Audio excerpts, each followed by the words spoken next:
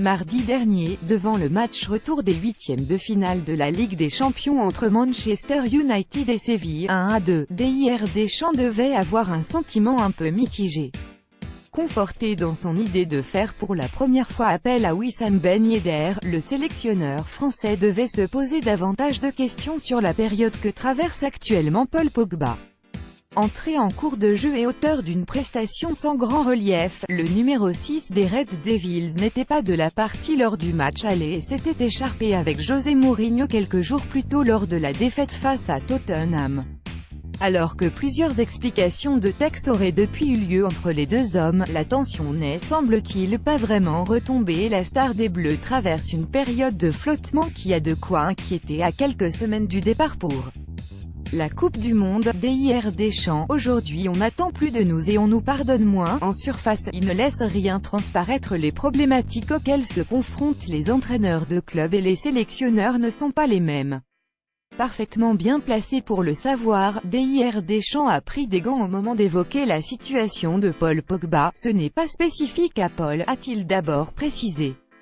Ça arrive à tous les rassemblements qu'un joueur soit moins bien pour diverses raisons. J'ai beaucoup de discussions avec les joueurs à chaque stage pour échanger avec eux, avoir leur ressenti et comprendre leur situation parce que je n'ai pas tous les éléments. Dans ce cas précis, le patron des Bleus ne s'est donc pas encore fait son avis.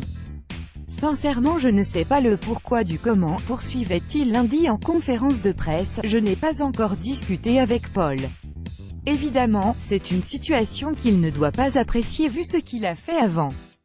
Quelles en sont les raisons? Elles peuvent être diverses et variées. Arrivé à Clairefontaine avec une nouvelle coupe de cheveux colorée, Paul Pogba a surtout affiché son habituelle excentricité sans aucune baisse de morale apparente. Pour son premier entraînement avec les Bleus, le milieu mancunien a touché le ballon en compagnie d'un groupe restreint dont faisaient partie Thomas Lemar, Hugo Lloris ou encore Benjamin Pavard. Décontracté et souriant, le numéro 6 français est apparu à son aise, multipliant les touches de balle techniques dans la bonne humeur. Au sol, mais je ne sais plus jouer au sol, expliquait-il hilar en feintant un gros duel aérien en guise de réponse à un membre du staff qui lui rappelait de ne pas lever le ballon. Se pourrait-il que Paul Pogba masque sa période difficile derrière son personnage? Il est permis d'en douter, tant l'ancien de la Juve a toujours fait preuve d'une capacité à essuyer les critiques sans jamais avoir l'air de s'en soucier. L'heure n'est de toute façon plus au tracas du Cotin et Pogba, leader incontesté de l'équipe de France sous l'ère Deschamps, doit désormais porter le costume pour les 2 derniers matchs amicaux avant la liste de mai. Comme je leur ai dit ce midi, il y a une parenthèse avec ce qu'il s'est passé avant. L'équipe nationale est à l'ordre du jour, rappelait fermement le sélectionneur lundi. Et, la pioche, toujours au centre du projet de jeu des Bleus, revient aussi pour prouver qu'il le mérite. Julien Quelen, à Clairefontaine.